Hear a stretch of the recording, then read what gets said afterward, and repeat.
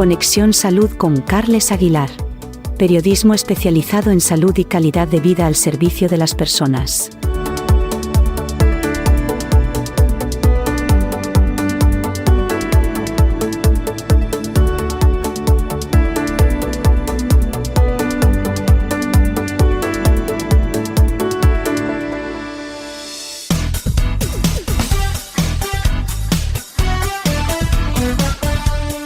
¿Padece de artrosis de rodilla, artrosis de cadera, espondiloartrosis o artrosis generalizada? Descubra los avances de medicina regenerativa para tratar la patología degenerativa. Soy el doctor Los Certales. Medicentre. Calle Consell de Cent 160 de Barcelona. Teléfono 93 476 30 55. Visita informativa gratuita. 93 476 30 55.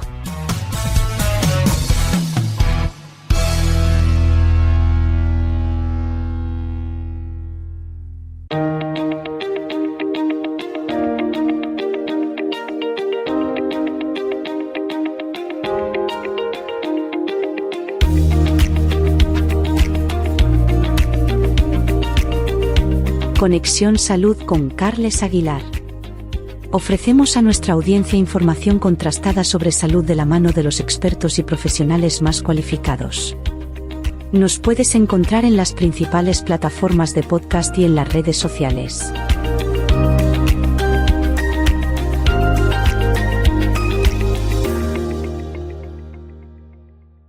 Os presentamos los contenidos de esta edición del programa, la número 5. La incidencia de la hepatitis C en España ha disminuido desde que, en 2015, se establecieron los objetivos de eliminación de la hepatitis dentro de la estrategia de la Organización Mundial de la Salud. En ese momento, había alrededor de 360.000 personas afectadas en nuestro país. Actualmente, se estima que esta cifra ha disminuido, aproximadamente, a 25.000 personas infectadas por este virus. Debido a la disminución en el número de personas afectadas, la hepatitis C en España está a punto de entrar en el rango de lo que se considera una enfermedad rara. En Conexión Salud hablamos con el Dr. Juan Turnes, experto de la Sociedad Española de Patología Digestiva y jefe de servicio de aparato digestivo en el Complejo Hospitalario Universitario de Pontevedra. Dime qué comes y te diré qué problemas bucodentales puedes tener. Al margen de la dieta, se establecen 3 factores nutricionales más que hay que considerar: la frecuencia con la que se ingieren alimentos, en donde se recomienda evitar el picoteo entre comidas, la hidratación, básica en cualquier proceso relacionado con la salud, incluida la bucodental, y la salivación. Este último es el único factor que no se puede controlar. Las propiedades antimicrobianas de la saliva ayudan a proteger nuestros dientes, pero su producción y nivel de pH no es igual en todas las personas. A mayor cantidad y menor acidez, mayor es su contribución a unos dientes y unas encías saludables. Las personas mayores, por ejemplo, es más probable que desarrollen una disminución anormal de la secreción de saliva. La toma de medicamentos también puede afectar a la cantidad de saliva que segregamos. Carles Aguilar entrevista al Dr. Óscar Castro, presidente del Consejo General de Dentistas de España. Predicen la existencia de cientos de nuevos impulsores genéticos del cáncer.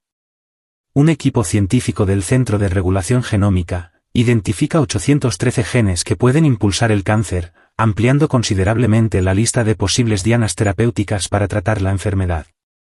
Los genes impulsan el cáncer a través de un mecanismo no mutacional, conocido como empalme. Según el estudio, estos mecanismos podrían ser tan comunes como las mutaciones en el desarrollo de la enfermedad. Nos lo explica Miquel Anglada Chirotto, biotecnólogo especializado en tecnología de sistemas del Centro de Regulación Genómica de Barcelona. Seguidamente hablamos de la creciente preocupación de los consumidores por la salud física y emocional, así como el deseo de retrasar el envejecimiento. Esta tendencia impulsa la búsqueda de productos y experiencias que mejoren su bienestar y les permitan desconectar.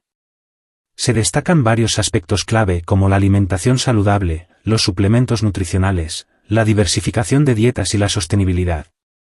Se comenta en la entrevista el cambio hacia una mayor conciencia sobre la salud y el medio ambiente en las decisiones de consumo, con un enfoque en productos que promuevan el bienestar y la sostenibilidad.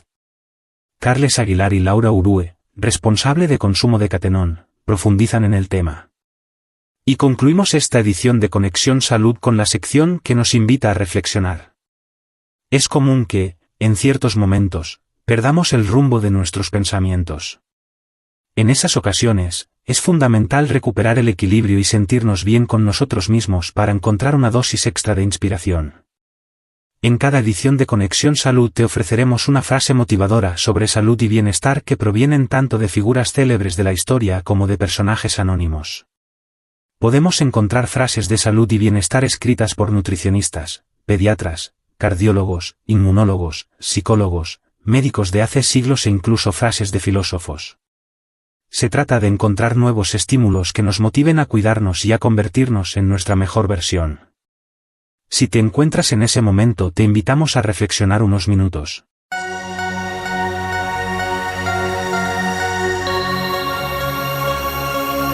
Conexión Salud con Carles Aguilar. Comunicación con espíritu divulgativo en beneficio de nuestra salud.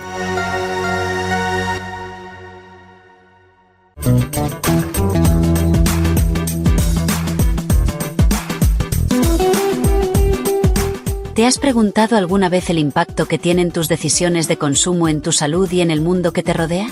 En la CUSA CPB, Salud, Consumo y Alimentación. Estamos aquí para ayudarte. Ponte en contacto con nosotros y te asesoraremos sobre cómo defender tus derechos tanto de consumo como sanitarios. En Salud, te informamos sobre cómo cambiar de médico, gestionar listas de espera, servicios que están disponibles y cómo acceder a ellos.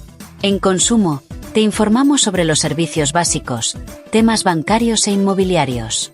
Apostar por productos locales y sostenibles es una manera de contribuir a un modelo económico más justo y solidario que puede ayudar a ejercer mejor nuestros derechos como consumidores. Visítanos en nuestro web, www.cus-usuaris.org, en redes sociales o a través de nuestro teléfono 93 302 41 38. Infórmate, defiende tus derechos y apuesta por un consumo sostenible y responsable. Juntos construimos una sociedad más sana y consciente.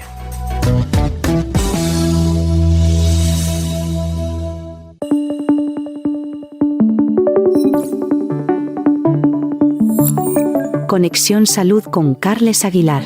La comunicación en salud elevada a su máxima expresión.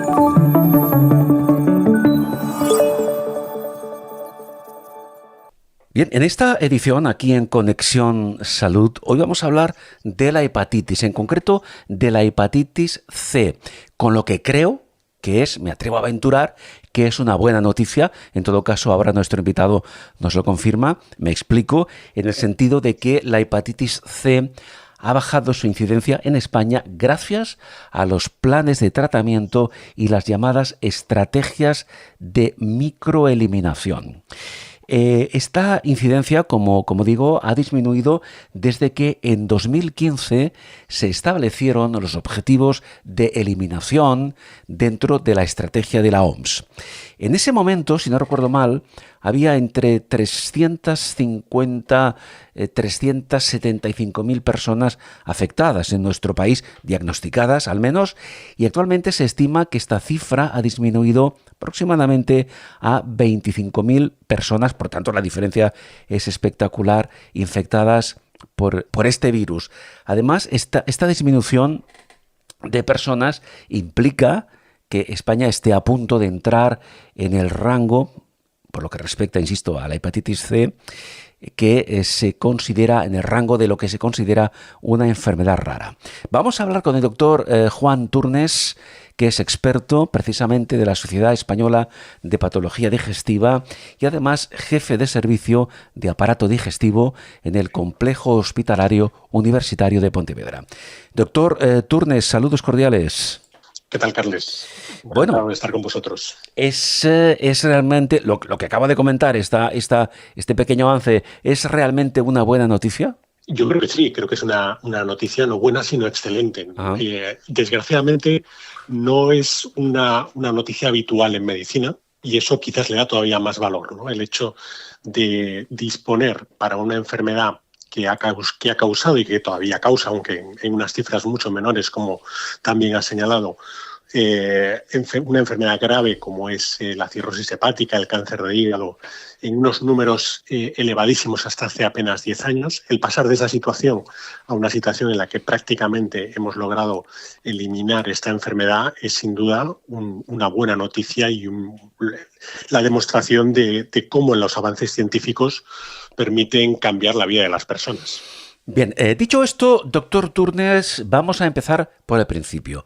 Es decir, por favor, explíquenos, ¿qué es la hepatitis C?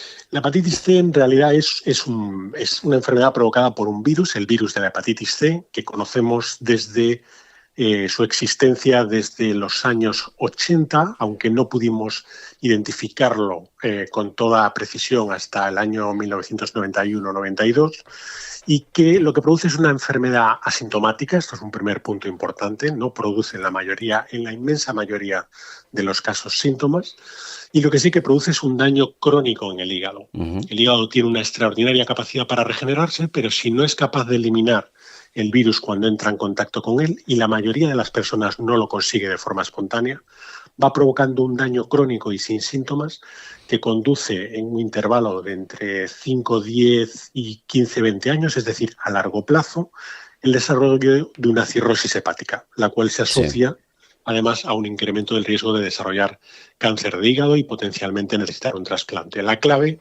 es que este virus, como digo, produce una enfermedad asintomática, con lo cual la mayoría de las personas afectadas no tienen ningún dato que permita diagnosticarlos en fases precoces. Sí, claro. Pero vamos a ver, lo que es sorprendente, desde el punto de vista de los que no somos médicos, evidentemente, es que, como usted comenta, una patología como esta, que es asintomática, quiero decir que muchos pacientes, muchas personas estarán infectados por este virus y no lo saben, que se haya conseguido esa espectacular disminución, cuando muchos de esos pacientes, insisto, son asintomáticos. El resultado se basa en varios factores, ¿no? El factor clave, sin duda, es tener un tratamiento eficaz, porque aun mejorando todo lo demás, si no tenemos un tratamiento eficaz, lo que vamos es a diagnosticar personas enfermas a las que no les vamos a poder ofrecer una respuesta. Y esto es algo que no ha sucedido demasiadas veces, lamentablemente, en la medicina, pero que en el caso de la hepatitis C sí hemos podido vivir este cambio drástico. Este cambio se basa en que en el año 2014, hace ahora 10 años, aparecieron, no fue algo fruto del azar, sino fruto de años de investigación, aparecieron unas combinaciones de fármacos diferentes que eran capaces de eliminar completamente el virus de la hepatitis C de una persona infectada. Es decir, eran capaces de curar una enfermedad viral crónica. Esto fue un hito en la historia, porque ni siquiera ahora disponemos, más allá de la hepatitis C, de fármacos que eliminen infecciones virales crónicas. Entonces, el disponer de fármacos seguros, eficaces, que además la duración de los tratamientos es corta. Estamos hablando de tratamientos, a lo mejor parece largo, de entre 2 y 3 meses, pero en medicina, tratamientos que curen una enfermedad en 2-3 meses sin efectos secundarios significativos es algo muy excepcional. No es lo habitual. Para nada. Bien, antes de continuar, ¿cómo se transmite este virus?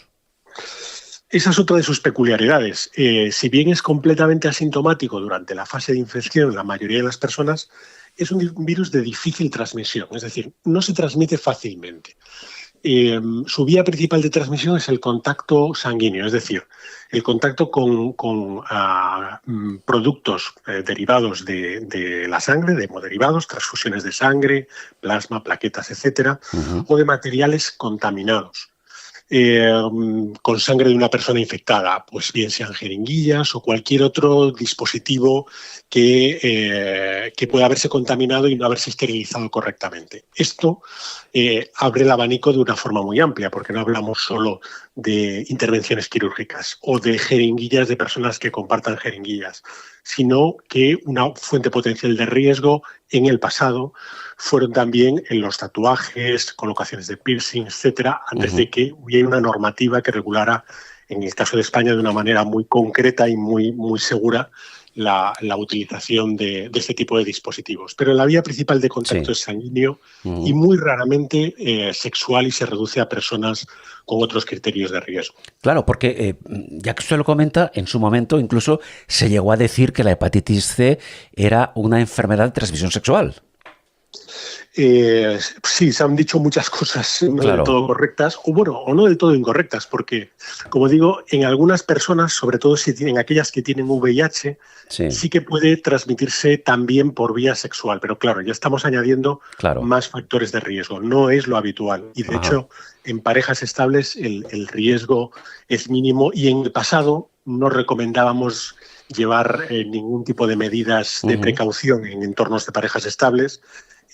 Claro, esta situación cambió en el momento en que tienes un tratamiento que te permite curar prácticamente al 100% de las personas infectadas. Claro, doctor Turnes, aunque usted ha comentado que, en fin, la hepatitis C acostumbra a manifestarse de forma asintomática, en caso de presentar síntomas, yo tengo entendido que algunos de ellos son, por ejemplo, fiebre, cansancio, dolor abdominal, sobre todo ictericia y orina oscura. ¿Eso es así? Sí, en las fases agudas, cuando una persona se infecta, adquiere la infección, la mayoría de las veces, como decimos, no produce síntomas. Pero cuando lo hace, los síntomas característicos son una serie de síntomas inespecíficos, como los que has mencionado, cansancio, malestar abdominal, no lleva a nada en concreto, pero la ictericia, que es el hecho de que la piel y la conjuntiva blanca del ojo se tiñan de una coloración amarillenta por la subida de los niveles de bilirrubina en la sangre, es un dato de inflamación hepática específico. Y en estos casos, habitualmente, cuando una persona consulta a un médico porque tiene ictericia, en la orina es oscura porque la bilirrubina se elimina por la orina y le da un color oscuro, muy oscuro, parecido a la Coca-Cola o una bebida similar. Cuando uno va al médico, entre la batería de pruebas que pide, sistemáticamente siempre se piden una batería de pruebas de virus que producen hepatitis aguda. Entonces, en esos casos, el diagnóstico se hace en el momento. Claro, entiendo, ya que hablamos de diagnóstico, que básicamente es una analítica. Sí, esta enfermedad se diagnostica, lo que es la infección viral en sí, se diagnostica mediante una analítica, con los resultados son rápidos. Normalmente, dependiendo ahora mismo de las comunidades autónomas, puede realizarse primero mediante la detección de anticuerpos y luego la confirmación del material genético del virus haciendo una PCR, o bien directamente, como por ejemplo se hace en Galicia, por la detección directa de material genético del virus mediante PCR. Muy bien. Tenemos una paciente, por cierto, ¿el virus de la hepatitis C afecta por igual a hombres y a mujeres? Buena pregunta.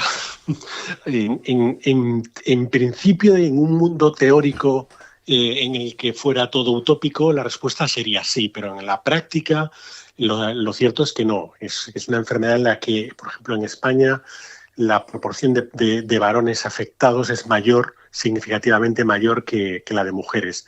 Es cierto que este riesgo, que esta mayor incidencia de la enfermedad en varones no se debe tanto a que tengan una peor capacidad para curarse espontáneamente, sino a ciertas conductas de riesgo que pueden ser más frecuentes en varones que en mujeres. Y esto es lo que explica esa diferencia de afectación entre hombres y mujeres. Y también es curioso porque en las comunidades autónomas, que en España solamente es Galicia, en la que se hace un cribado, es decir, un cribado oportunista, una oferta de pruebas diagnósticas de hepatitis C a determinadas personas, en el caso de Galicia es por edad, de 50 a 59 años y de 60 a 69 años.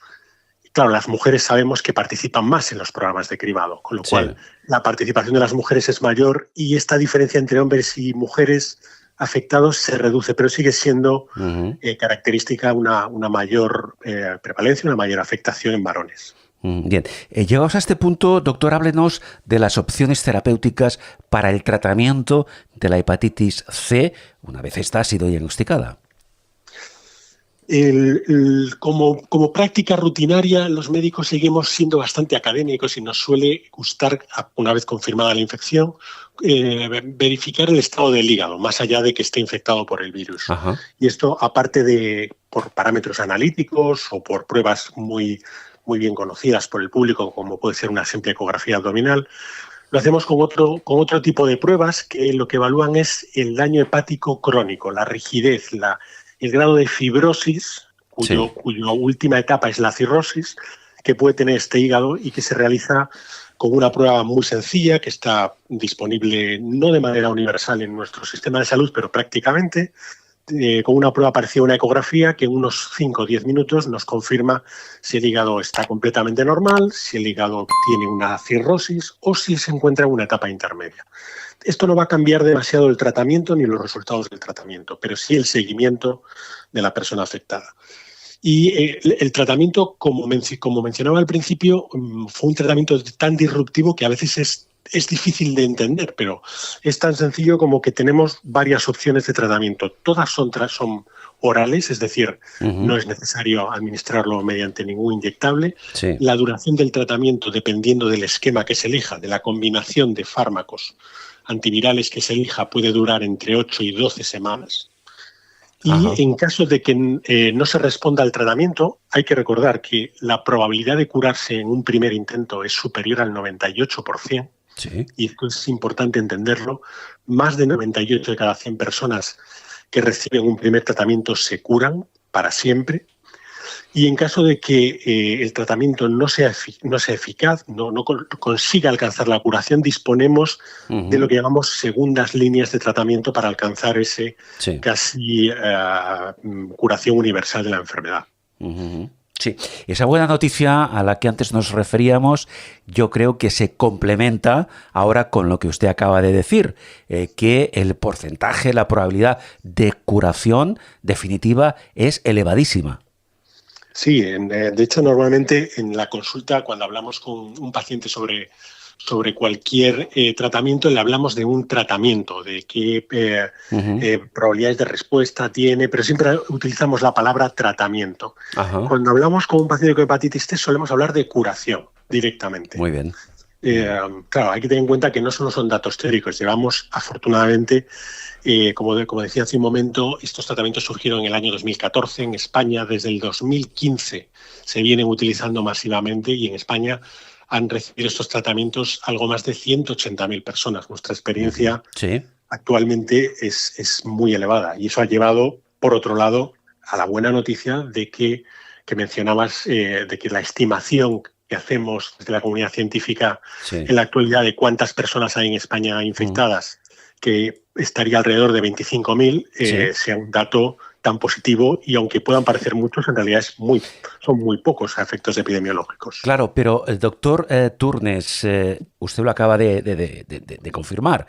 En España se calcula aproximadamente que existen esas 25.000 personas infectadas por el virus de la hepatitis C, pero yo le quiero preguntar, no... En base a lo que hemos hablado, le quiero preguntar, ¿no es posible o no es factible que tengamos otras tantas miles infectadas asintomáticas y sin diagnosticar? Es poco probable que haya un número elevado de personas que no conocemos. De hecho, esta estimación de 25.000, que es un número bastante redondo, es una estimación, ¿no? Es una estimación en base sobre todo a datos de los últimos años generados desde distintas comunidades autónomas. Entonces, es poco probable. El hecho de que las vías de transmisión de este virus estén ya tan bien identificadas y sepamos en qué grupos de población pueden estarse produciendo nuevas infecciones y no tanto infecciones antiguas, que serían las mayoritarias en el momento actual, hace poco probable que el número sea mayor. Y de hecho, cuando alguna comunidad autónoma tiene un plan específico, como puede ser la de Cantabria, la de Galicia, la de Andalucía, para identificar personas asintomáticas, lo que nos estamos encontrando en los últimos años es que cada vez estas campañas, aun siendo todavía coste efectivas, es decir, aun siendo una medida eficiente desde un punto de vista de salud pública, cada vez el número que observamos de personas con infección que desconocían que tenían la infección, por supuesto, es más bajo. Bien. Doctor Turnes, Juan Turnes, dos puntos más a analizar antes de concluir. Hablaba antes, al principio, doctor, hacía referencia, por una parte, a los planes de tratamiento, que ya los hemos comentado, y por otra, a las llamadas estrategias de microeliminación. Explícanos básicamente en qué consisten. Bueno, cuando hablamos, la palabra microeliminación en sí no suena muy bien, porque no suena muy bien porque uno tiende a intentar eliminar, si quiere eliminar la enfermedad de un país, la palabra micro no parece que vaya a ser el camino de éxito, ¿no? Sino que nos plantearíamos una palabra más bien tipo macro, eliminación.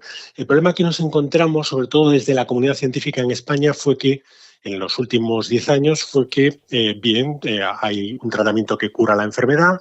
Desde el Ministerio de Sanidad y desde las comunidades autónomas este tratamiento se pone a disposición de las personas que lo necesiten, a un coste cero, por supuesto, y esto permite tratar pues casi 200.000 personas, como acabo de comentar, ¿no?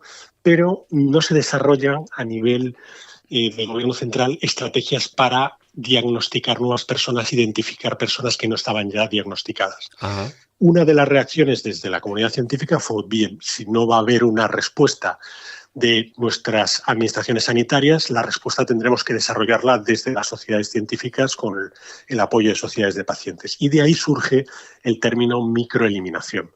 Y España, la verdad es que esto en España no es algo anecdótico, sino que en todas las comunidades autónomas muchos grupos de investigación de enfermedades del hígado que tratan pacientes en el mundo real durante estos años han realizado múltiples estudios en personas con diferentes riesgos de tener hepatitis C. Por ejemplo, personas internas en prisiones, donde en 2015 3 de cada 10 personas internas en una prisión en España tenían hepatitis C y que ahora es menos de 1 de cada 100. Uh-huh. O personas que consumían drogas, o personas con enfermedades psiquiátricas graves que sabemos que por otros factores se asocia a tener un mayor riesgo de hepatitis C, o dependiendo de la edad, de la fecha de nacimiento de la persona. Se han evaluado más de 60 estrategias en los últimos años en España que, como afectan a poblaciones concretas, les pusimos el nombre de microeliminación. Pero al ser tantas estrategias diferentes, si sumamos una estrategia de microeliminación más otra, más otra, más otra, acaba teniendo un efecto poblacional. Y eso es una de las patas del éxito de España, sin lugar a dudas. Claro. Doctor, uno de los titulares, digámoslo así, es el que dice que este descenso, del que ya hemos hablado, del número de casos de personas afectadas por este virus, hace que la hepatitis C esté a punto, si no lo es ya, a punto de convertirse en una enfermedad rara. ¿Esto puede acarrear algún tipo de consecuencias? ¿Algún tipo de consecuencias en un sentido o en otro? Yo sospecho que podría tener consecuencias negativas y espero que no las tenga. El concepto de enfermedad rara es un concepto numérico de cuántas personas afectadas hay en España o en una comunidad autónoma o en un área sanitaria por 10.000 habitantes. Y de acuerdo a las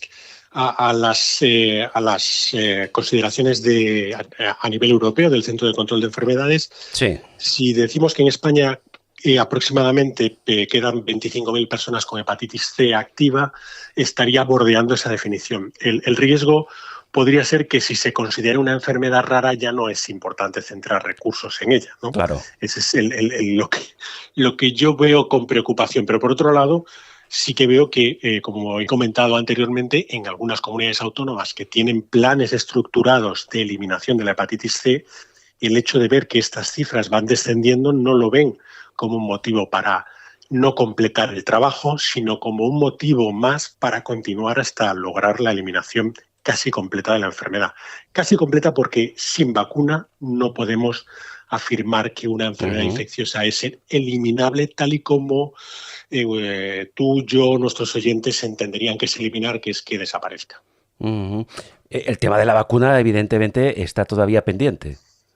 Sí, sigue investigando, a pesar de disponer de fármacos tan eficaces, se sigue investigando en la búsqueda de una vacuna para la hepatitis C y en los últimos 12 meses se han hecho avances interesantes, pero es un virus que por sus características es bastante elusivo a la hora de encontrar una vacuna realmente eficaz en la prevención de la enfermedad. Por eso es tan importante reducir al máximo el número de personas infectadas para que no haya transmisión dentro de la comunidad. Claro, precisamente por esos datos que ahora hemos comentado, parece ser, doctor, y con esto concluimos, con esto finalizamos, que España se ha convertido en una especie de laboratorio, ¿verdad?, para evaluar y para enseñar estrategias, incluso que van más allá de nuestras fronteras. ¿Esto es así? Completamente de acuerdo. Algunas de ellas incluso, por ejemplo, el caso que hemos comentado específicamente de las prisiones, el referente mundial fue una evaluación de microeliminación realizada en Cantabria y que se ha exportado al resto de centros penitenciarios españoles y al resto del mundo. Y otras estrategias de poblaciones vulnerables, de lo que llamamos microeliminación, o estrategias de cribado de grupos de población por edad, lo que implica un número mayor de personas usando técnicas innovadoras, nos han convertido a España como un referente de buenas prácticas para lograr la eliminación de esta enfermedad. Bien, contrastamos públicamente, efectivamente, esta buena noticia, ese descenso de la incidencia de la hepatitis C en nuestro país, y por otra parte, como el doctor Juan Turnes nos ha confirmado también, las buenísimas expectativas de curación de esta patología. Muchísimas gracias. Un placer. El doctor Juan Turnes, experto de la Sociedad Española de Patología Digestiva, además de jefe de servicio de aparato digestivo en el Complejo Hospitalario Universitario de Pontevedra.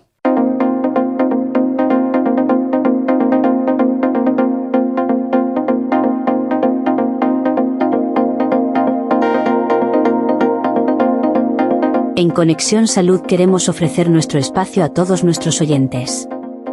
Si deseas comunicarte con nosotros, también ponemos a tu disposición una línea de acceso directo.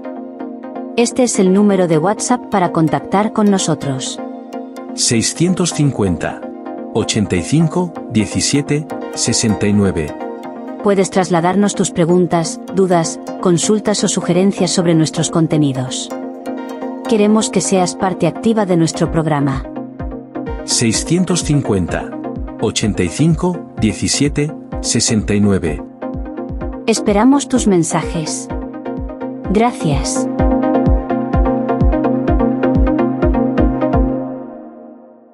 Bien, hoy en esta edición de Conexión Salud vamos a hablar precisamente, no podría ser de otra forma, de salud, en este caso salud oral y nutrición. Porque al margen de la dieta, en esta campaña de la que ahora hablaremos, que como he dicho se denomina salud oral y nutrición, al margen de la dieta se establecen, en principio al menos, 3 factores nutricionales que hay que considerar. Me explico.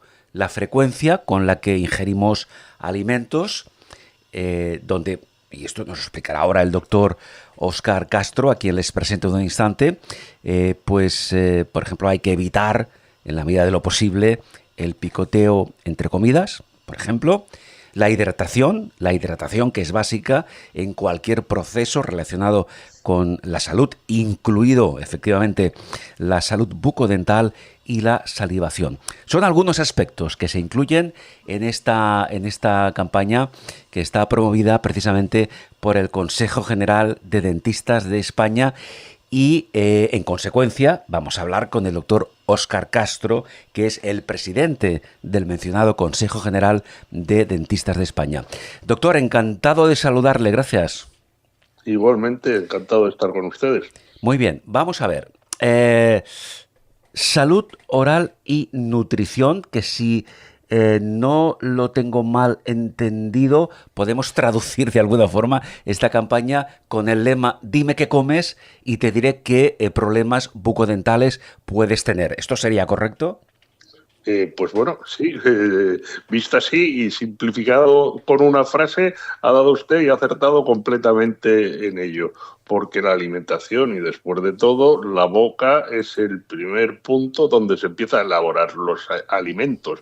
Empezamos con la digestión o la masticación, por lo tanto cualquier defecto en la boca para poder elaborar esos o mastigar esos elementos, esos alimentos que introducimos, y por otro lado, si esos alimentos no son los adecuados, es decir, si confluyen esos dos factores, pues va a tener una repercusión en la salud general, y por lo tanto, pues de ahí la campaña esta que iniciamos en su momento de salud oral y nutrición, donde colaboran más de 1.000 dentistas y donde es desde una guía de nutrición a una pirámide alimentaria donde, si quiere, pues luego hablamos los tipos de alimentos que son perjudiciales o más perjudiciales para la boca y para la salud general, y los que son pues más adecuados para tener una alimentación pues sana y equilibrada. Sí, por supuesto. Ahora entraremos en más detalles. Por cierto, doctor, esta campaña está apoyada por la Sociedad Española de Nutrición Comunitaria y por la Fundación Dental Española. Así es, y es muy importante porque la Sociedad Española de Nutrición Comunitaria, pues después de todo, son los que marcan las pautas de cuáles son los nutrientes más adecuados pues para tener una vida más sana y más equilibrada. O sea, que es una colaboración importantísima. Bien, vamos a apuntar algunos alimentos, por ejemplo, que pueden ser perjudiciales para nuestra salud a nivel bucodental. Evidentemente, no sé si en este ranking uno de los primeros puestos lo ocupa la ingesta frecuente tanto de azúcares como de carbohidratos.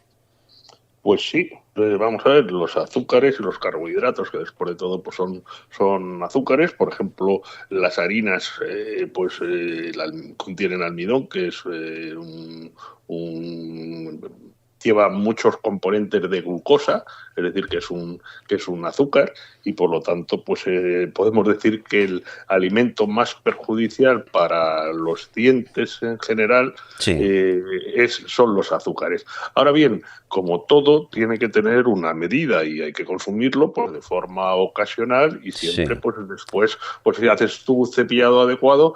Lo que no nos podemos volver con la alimentación son fundamentalistas también, o sea, en el sentido de yo entiendo, y ya lo digo, no solo como médico especialista en la boca, sino como persona, que un niño sin una chuchería en un momento determinado, sin un dulce, pues bueno, nadie entiende una niñez sin un premio en un momento determinado, pero como digo, de una forma ocasional.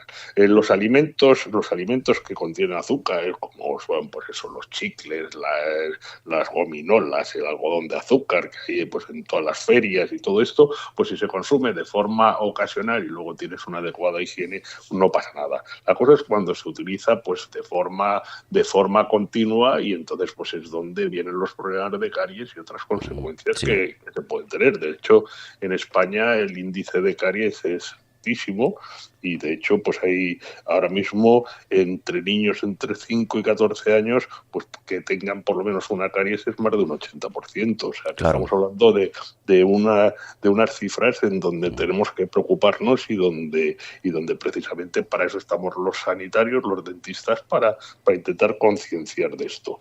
Hay otra cosa que, por ejemplo, es el consumo de bebidas carbonatadas, por las colas, los refrescos de naranja que llevan anhídrido carbónico para tener ese efecto de gas, pues hacen el ácido carbónico hace que provoque caries porque desmineraliza el diente. Pues, por ejemplo, los cítricos, pues después de todo, el principio de la caries pues es el que se forman las bacterias, forman ácidos, y eso es lo que destruye el esmalte, y como consecuencia pues aparecen las caries. Y luego no nos olvidemos que después de todo, los dientes es un instrumento que tenemos para elaborar el primer paso de la digestión, es decir, para masticar esos alimentos. Si lo utilizamos de forma no adecuada, es decir, por ejemplo, para abrir una chapa de una cerveza, o sea, lo utilizamos como abre botellas, o lo utilizamos para para quitar un clavo de un sitio o tal, o sea, para un uso que no es para el que han sido creado, pues entonces puede haber una fractura. O sea. Sí, no, iba a decir, lo de abrir una botella de cerveza, por ejemplo, lo de abrir una botella de refresco, quizá, en fin, alguno de nosotros alguna vez lo hemos intentado, pero, doctor, lo del clavo creo que ya sería excesivo, ¿eh? Bueno, pues mire, ahora mismo, y dentro de los oficios que han desaparecido, ha sido el de zapatero, remendón, cuando antiguamente hoy estamos en una cultura en donde todo tiene una vida muy corta y cuando se envejece o se estropea, se tira y se compra uno nuevo. Pero hubo un tiempo en donde los zapatos pues era un bien preciado, que tenía un coste y por lo tanto pues podía tener pues una vida o alargar su vida llevándole a unos profesionales que se llamaban zapateros, que te lo pegaban, que te ponían clavos. Bueno, pues había una de las cosas que era los dientes de zapatero, que eran de sujetar los clavos con los dientes y apretarlos, provocaban un desgaste en esos dientes que era pues una de las características de esa profesión, que también pasaba con las costureras. Bueno, pero, o sea que... pero antes de continuar, por favor, que a nadie de quien o de quienes nos escuchan se les ocurra intentar sacar un clavo con los dientes, por favor, sean ustedes prudentes, por si acaso. Bien, hablaba usted, doctor, antes del tema de los niños, de las chucherías, hablaba usted de las bebidas carbonatadas, no vamos a decir marcas, pero lo tenemos todos presente. Lo que pasa que el azúcar o los azúcares, incluso los carbohidratos como aditivos, a día de hoy están presentes en... No diré que en todos, pero en muchos de los alimentos, bebidas, alimentos procesados, bebidas refrescantes, etcétera, que nos es muy difícil intentar controlar precisamente la ingesta de azúcares. Así es, y para eso en su momento el Ministerio de Consumo obligó a etiquetar todos los, así como el Ministerio de Sanidad, a etiquetar todos los alimentos de tal forma que no solo decían la carga energética que tenían, sino el contenido que tenían. Por ponerle un ejemplo, el ketchup tiene, y si uno lee la composición, tiene un elevadísimo en su composición de azúcar. Por lo tanto, una persona diabética se puede ver descompensado, no solo ya hablando de lo mío, que sería la boca, sino una persona diabética se podría ver descompensada precisamente por un consumo excesivo de ketchup, por poner un ejemplo. Claro. Entonces, pues sí, para eso está, y para eso vigilar las composiciones de los alimentos es una forma más de tener una alimentación sana. Bien. Otro aspecto interesante, además de esa ingesta frecuente que tenemos que intentar evitar de azúcares y carbohidratos refinados, que pueden ser, que de hecho son una fuente que puede provocar caries. Doctor Castro, ¿qué nos dice de, por ejemplo, el impacto que puede tener en nuestra salud bucodental la falta de nutrientes esenciales, como ejemplo la vitamina C? Bueno, la vitamina C, que es conocida principalmente cuando España y en el mundo empezaron los grandes descubrimientos de otros continentes, de otros mundos, y donde se hacían largas travesías, y la carencia de la vitamina C provocaba una enfermedad que es el escorbuto. En el momento que se detectó que principalmente pues era un problema de encías después del hueso de soporte y la pérdida de los dientes con un sangrado general, aparte de otras dolencias. Bien, pues eso era provocado por la carencia de vitamina C.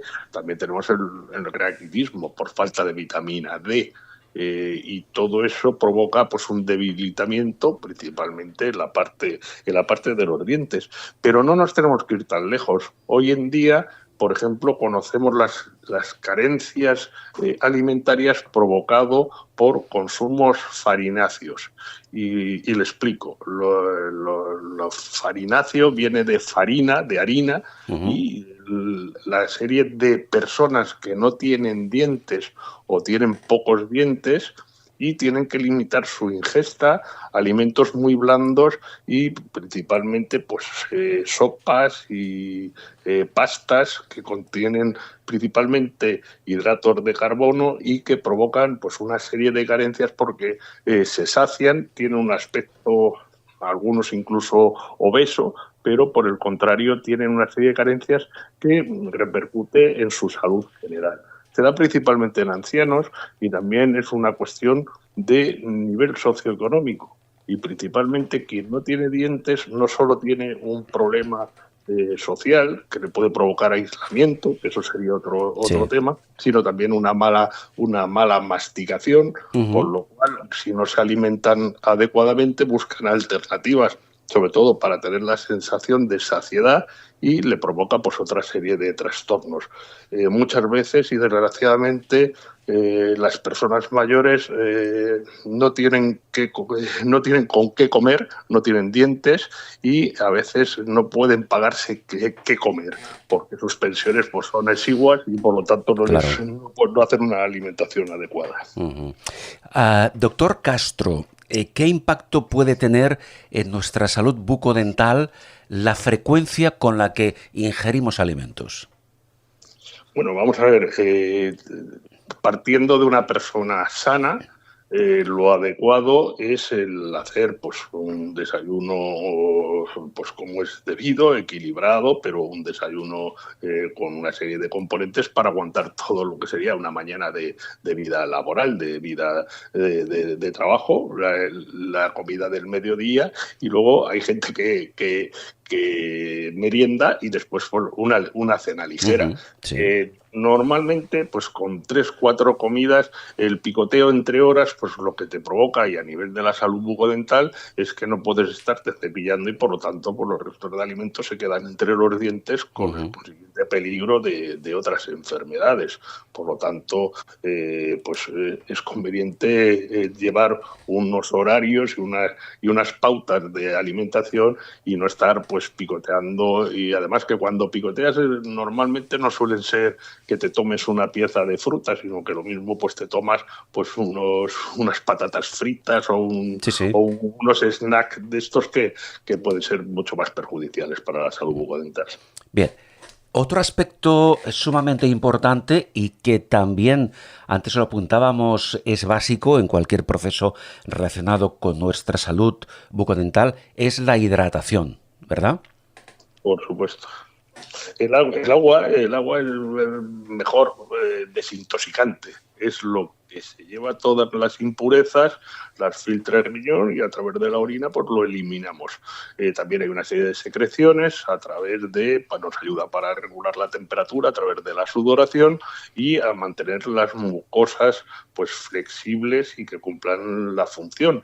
Hay una enfermedad en concreto que es lo que se conoce como serostomía, que es una disminución de las secreciones y que provoca pues desde alteraciones en los ojos, el ojo seco, la boca seca, o sea, toda esta serie de cosas que lo que hace es que agravan los problemas e incluso cuando afecta en el ámbito de la boca, los pacientes se ven pues muy limitados en sus comidas porque no pueden tomar ni alimentos que sean especialmente ácidos ni que sean algo picantes, duros, porque esa mucosa, al no tener flexibilidad, pues le provoca incluso úlceras y un gran dolor. Y claro, por tanto, una limitación dentro de su vida normal. Entonces, el agua es el mejor desintoxicante, nos ayuda a mantener la salud general y, sobre todo, que es lo que mejor va para la boca. Por el contrario, aunque sea un líquido, el alcohol es absolutamente peligroso y es uno de los factores más predisponentes que te predisponen al cáncer oral. Por lo tanto, ingesta de alcohol no, ingesta de agua, toda la que se pueda. Por supuesto. Estamos hablando de algunos factores a nivel nutricional que hay que considerar. Hay uno de ellos que, doctor Castro, que no se puede controlar. Me refiero, por ejemplo, a las propiedades antimicrobianas de la saliva, que por una parte ayudan a proteger nuestros dientes, pero, doctor Castro, su producción y su nivel de pH no es igual para todas las personas. ¿Correcto? Así es. Vamos a ver, lo mismo que nacemos con un determinado color de piel, un determinado matiz o un determinado color de dientes, luego no somos clones unos de otros, sino cada uno tiene sus características propias, que como individuos que somos, pues unos tienen mayor secreción y entonces pues, es lo que se conoce como sialorrea, que se hace muchísima saliva y entonces hay veces que hay que tratar ese exceso de flujo salivar y por el contrario lo que hablaba antes de la serostomía, que es la boca seca. En el equilibrio y dentro del pH normal que tiene que tener la boca y dentro de las características que tiene que tener, pues hay un equilibrio. Hay personas que tienen una saliva muy ácida y la precipitación de cálculos, lo que se conoce como sarro dental, pues es mucho mayor que en otras personas que por su pH, que es más neutro o más alcalino, pues no hace esos depósitos. Por lo tanto, pues en el equilibrio está y que cada individuo pues tiene sus propias características. De todas formas, para eso existen también los planes preventivos y la educación para la salud, donde en concreto, aunque somos 17 comunidades autónomas, ahora mismo hay solo 8 que tienen planes de atención dental infantil y donde desde la infancia se les enseña el cepillado, la importancia de una alimentación adecuada y el mantener, si tienes niños sanos, pues tendrás adultos sanos y por lo tanto el absentismo escolar y laboral que se da en tantas ocasiones provocados por problemas de salud bucodental, pues se ve aminorado pues muchísimo con el consiguiente ahorro económico que eso conlleva. Sí. Doctor Castro, hemos hablado antes de los niños, pero quiero preguntarle por qué razón o razones, por ejemplo, por una parte las embarazadas y por otra parte las personas mayores tienen un mayor riesgo de empeorar la salud bucodental. Bueno, vamos a ver, si quiere vamos en cuanto a las poblaciones estas que son más susceptibles, pues las embarazadas, porque por las características, los cambios hormonales que supone el embarazo en sí, pues hay un aumento de las náuseas, de los vómitos, con lo cual la boca es más ácida y entonces pues, hay una predisposición más a las caries y eso pues influye directamente en la salud bucodental. El consumo de lácteos en la época del embarazo pues es muy importante por el aporte cálcico que tiene, o sea que hay que, volviendo a lo que hablábamos de nutrición, pues las embarazadas tienen que tomar pues leche, queso, todo, yogures, todos los productos lácteos para ayudarles pues a esa formación de los huesos y de los dientes de ese hijo que está creando. Sí. Y luego, por otro lado, pues en la infancia, por lo que hemos dicho, la enfermedad crónica más prevalente en los niños españoles es la caries. Por lo tanto, tenemos que coger e insistir en esos programas que antes mencionaba, los planes de atención dental infantil, y que no dependa, y como decíamos antes, que hay unas personas que tienen una predisposición genética a formar más caries, a tener más problemas en la boca, y entonces pues eso está escrito en el código genético y que no dependa el código postal para que pueda escoger y tener mejor o peor salud bucodental, sino que todos los niños españoles en cualquier punto de España deberían de tener las mismas prestaciones y las mismas prevenciones para evitar las enfermedades. Y por otro lado, por los adultos volvemos a lo mismo. Muchas veces la gente se preocupa qué comer todos los días que más con qué comer. Y entonces, pues eso hay que coger y también ayudar a las personas más necesitadas, los adultos mayores, para coger y ayudarles a que tengan esos dientes que han perdido, porque hay muchas personas que en España que no tienen dientes y que no tienen acceso a ponérselos precisamente por unas condiciones económicas, pues con unas pensiones exiguas y que por lo tanto se tienen que preocupar de otras cosas. Antes de concluir, doctor Castro, hay una serie de nutrientes y ahora usted nos lo comenta, que tienen una incidencia significativa en la salud, en nuestra salud bucodental, precisamente por su importancia en cuanto se refiere a la formación del esmalte dental, por ejemplo, o la salud de nuestras encías, por lo que los alimentos que los contienen es recomendable introducirlos en una dieta equilibrada. Háblenos de ¿cuáles serían esos nutrientes recomendables para una buena salud bucodental? Bueno, pues vamos a ver los que hablábamos antes y ya lo hemos mencionado con el tema de las embarazadas, los que contienen calcio, que son principalmente los productos lácteos, pero no hay que olvidar que, por ejemplo, pues las almendras tienen un alto componente de calcio, las verduras de hoja verde, pues también. Y luego también muchas autoridades se han preocupado de fluorar las aguas de consumo normal y en algunos sitios después de haberlo puesto lo han quitado, y el flúor después de todo lo que ayuda es a estabilizar las sales minerales que se depositan en el diente, que forman el esmalte, que forman los dientes, con lo cual es un componente que ayuda a proteger los dientes. Luego, por otro lado, pues dentro de lo que sería la pirámide de alimentación sana, pues alimentos que contengan proteínas, como pues las carnes, las legumbres, el pescado, pues es muy importante para tener pues un equilibrio nutricional y tener unos dientes sanos. Y luego, sin olvidarnos de frutas y verduras por las vitaminas y minerales que contienen.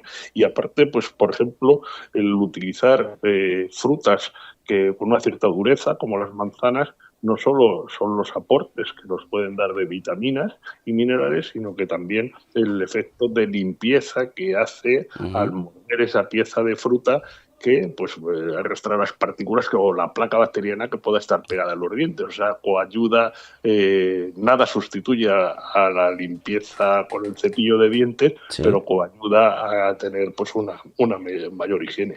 Por cierto, doctor, habla usted de cepillo de dientes, ¿manual o eléctrico?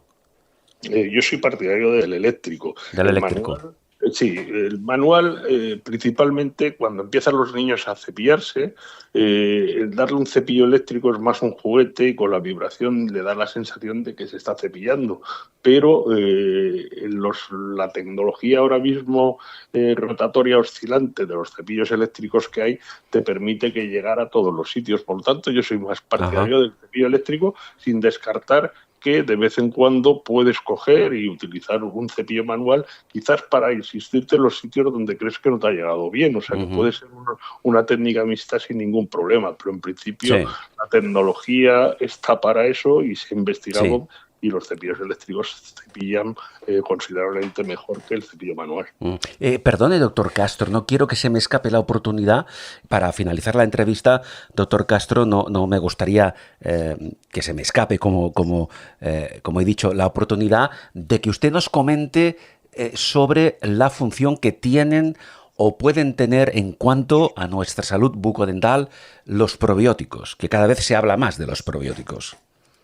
Bueno, vamos a ver, después de todo son suplementos nutricionales que tendría que ser, pues, vamos a ver, si una persona es normal y hace una dieta sana, no hace falta consumos extraordinarios de nada, ni de probióticos, ni de vitaminas, ni de nutrientes específicos, de proteínas, de batidos de proteínas.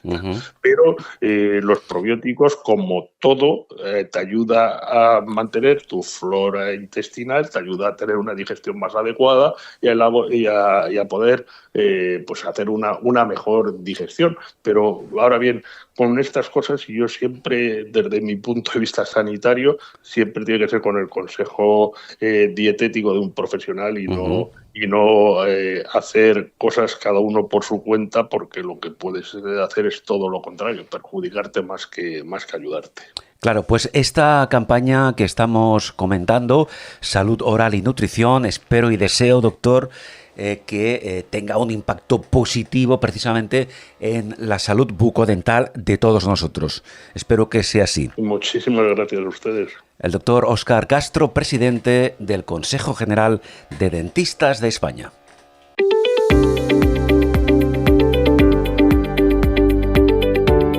Conexión Salud con Carles Aguilar. Una propuesta informativa avalada por los mejores expertos y profesionales de la salud.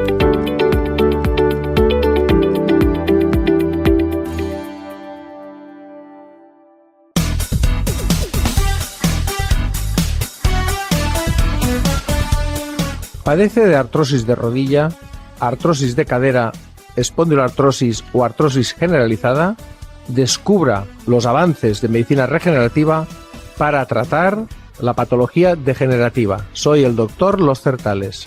Medicentre, calle Consell de Cent 160 de Barcelona.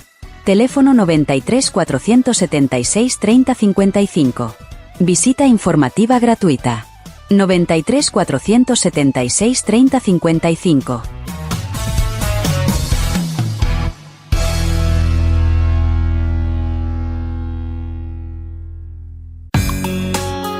Conexión Salud con Carles Aguilar. Periodismo especializado en divulgación sanitaria, porque la salud es lo que más importa. Continuamos en Conexión Salud. Vamos a abordar un tema, una noticia que entiendo, y ahora lo explicaremos, de un interés relevante, porque un equipo científico del Centro de Regulación Genómica de Barcelona ha conseguido predecir la existencia no de 1, no de 10, no de 20, sino de cientos de nuevos impulsores genéticos del cáncer. Ese equipo científico al que acabo de referirme ha identificado 813 genes que pueden impulsar el cáncer, ampliando de esta forma, considerablemente la lista de posibles dianas terapéuticas para tratar la enfermedad. Vamos a explicar un poco más el tema para que llegue a toda la audiencia, porque el tema creo que realmente, como he dicho, es sumamente relevante. Vamos a hablar con Miquel Anglada Girotto. Miguel Anglada Girotto forma parte de este equipo científico, es estudiante doctorado precisamente en el Centro de Regulación Genómica de Barcelona. Hola Miquel, ¿qué tal? Hola, muy bien. Bueno, a ver, yo creo que el titular es muy relevante, ¿no? Sí, estoy de acuerdo. Nosotros también nos hemos sorprendido. Bien, esta investigación se ha publicado en una revista, yo creo que de gran prestigio, como es Nature Communications, ¿verdad? Sí, exacto. ¿Qué significa para vosotros, para el equipo científico, que esta investigación haya tenido este eco en esta revista y en otros ambientes, digamos, a nivel de investigación? Bueno, significa que esperemos que el artículo llegue al mayor número de personas posible y que se inspiren para mirar al cáncer desde la perspectiva que la estamos mirando nosotros, que es un poco diferente a la tradicional. Claro, sí, ahora lo explicaremos, pero antes de continuar, aunque sea a grandes rasgos, Miquel, la figura, en general hablo, Miquel, del investigador fuera de su ámbito de acción, no acostumbra a trascender a nivel social, ¿verdad? Sois un poco, entre comillas, la parte más olvidada de la ciencia a nivel de divulgación mediática a la sociedad, ¿no? Sí, estaría de acuerdo, pero creo que desde el COVID ha cambiado todo bastante. Creo que la gente está más pendiente de los últimos avances.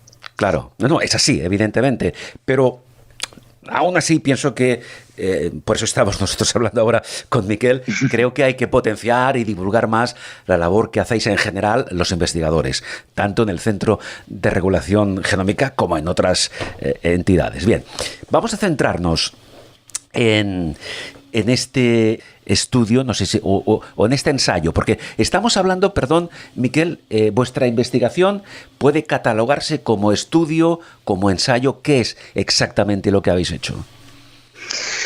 Pues yo lo categorizaría, como un estudio donde hemos analizado e integrado muchísimos datos diferentes que son públicos, generados por grandes proyectos a lo largo de estos últimos 10 años, que son proyectos a nivel mundial.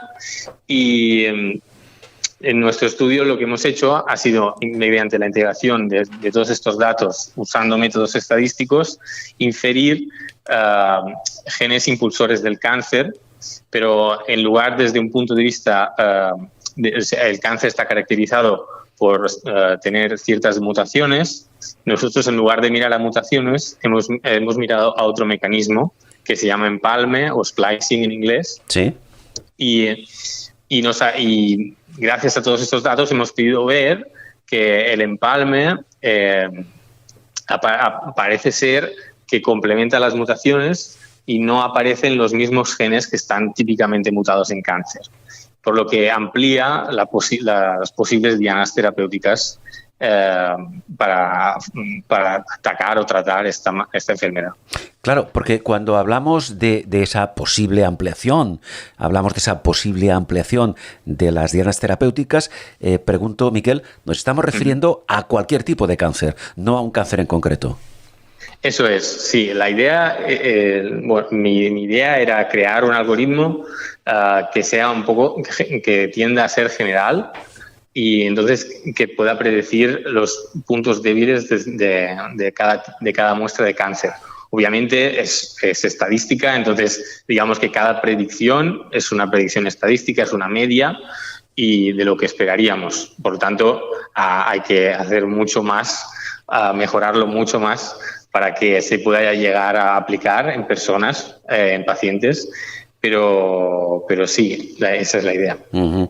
Decía antes, Miquel, que vuestro equipo científico ha identificado pues casi 1000, en concreto 813 genes que pueden impulsar el cáncer. 813, la cifra es importante, pero entiendo que hay muchos más todavía por identificar, ¿no?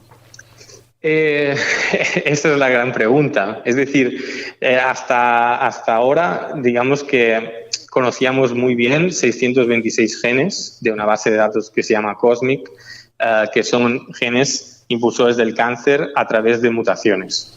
Nosotros, al menos mi hipótesis, era que a lo mejor estos mismos genes que son importantes para el cáncer a partir de mutaciones, que son cambios en las proteínas de ciertos aminoácidos,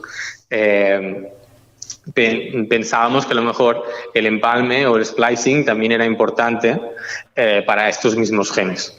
Pero lo curioso fue que vemos que el empalme no es tan importante para estos genes, sino para muchos otros. De hecho, de estos 813 encontramos genes conocidos, impulsores del cáncer, pero también encontramos muchos, la gran mayoría no eran conocidos, porque se miraban desde la perspectiva de las mutaciones, no desde la perspectiva del empalme.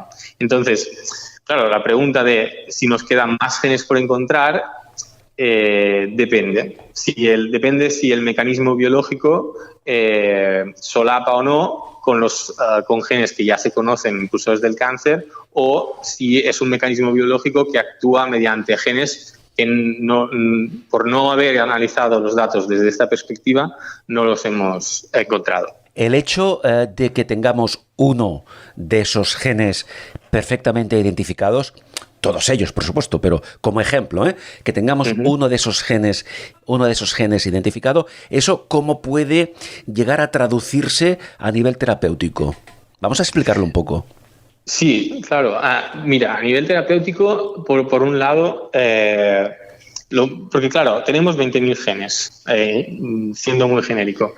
Entonces, de estos 20.000, claro, es como un poco buscar la aguja en un pajar. Después, una vez identificas uno que es importante para ese tipo de cáncer o ese paciente en el mundo ideal con medicina personalizada, tienes que encontrar la forma de perturbarlo, de alterar cómo ese gen está contribuyendo al cáncer. Y la forma tradicional es creando moléculas que se enganchan muy fuertemente y de forma muy específica a ese gen impulsor del cáncer y entonces lo inactivan, por ejemplo. Sí. Y mediante esta inactivación, después el cáncer no va a seguir creciendo. Entonces, uno de los pasos más importantes para poder generar moléculas que modulen estos genes impulsores es encontrarlos. O sea, moléculas que modulen el cáncer es encontrar cuáles son los puntos débiles. Entonces, encontrar el gen representa encontrar puntos débiles o posibles puntos débiles. Claro está que a partir de allí, encontrar la molécula perfecta y diseñarla, eso también es mucho trabajo. Pero digamos que por donde se empieza es por encontrar las dianas y después por fabricar las flechas para ir contra la diana, digamos. Sí, en todo caso entiendo que las mutaciones en los genes siguen siendo la principal causa del cáncer. Pueden cambiar la forma y la función de las proteínas y, en consecuencia, alteran el normal funcionamiento de una célula. Este es el procedimiento básico, ¿no?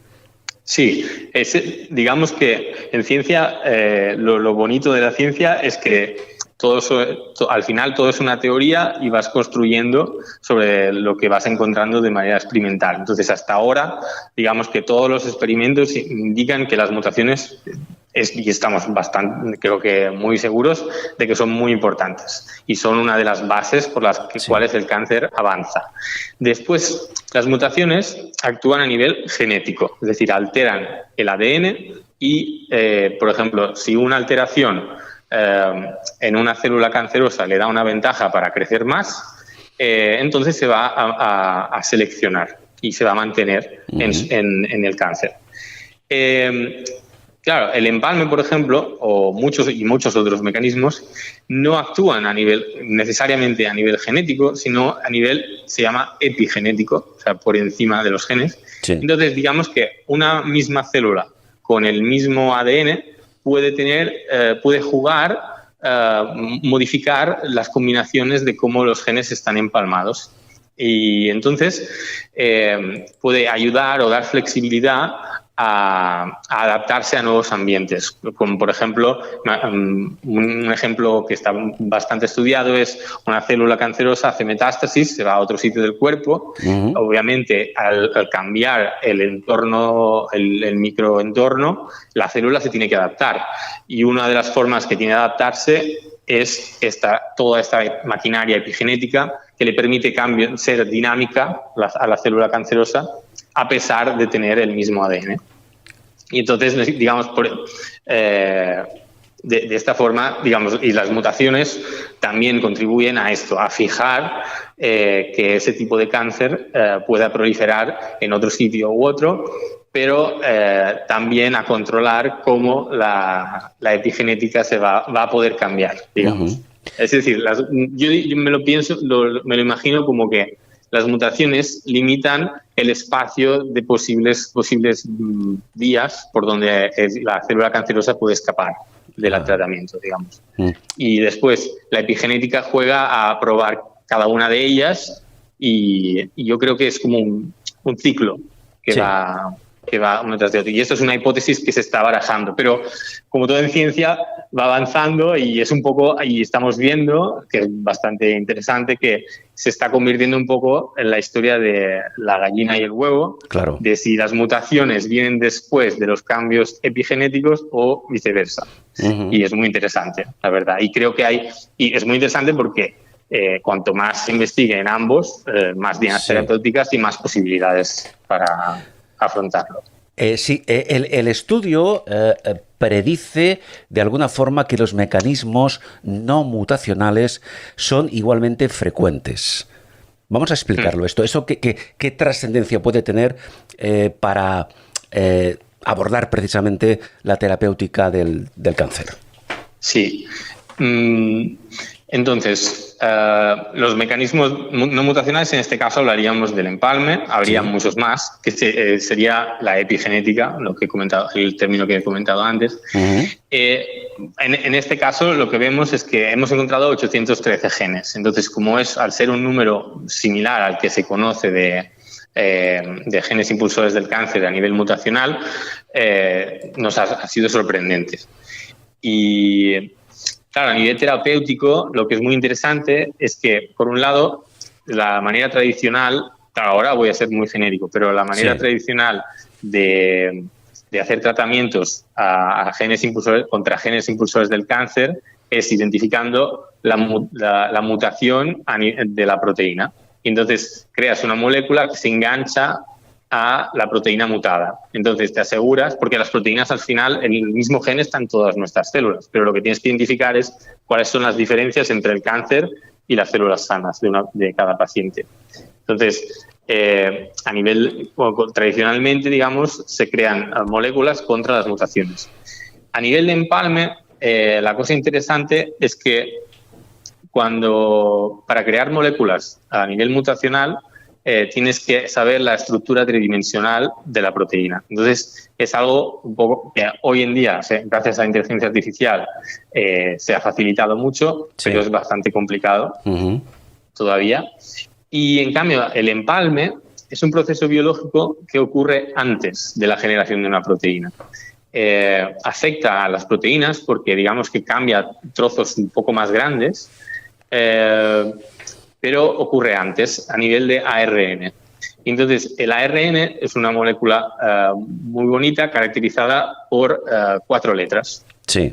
Entonces, es relativamente sencillo crear un trozo de ARN que sea complementario al ARN que tiene el empalme no deseado.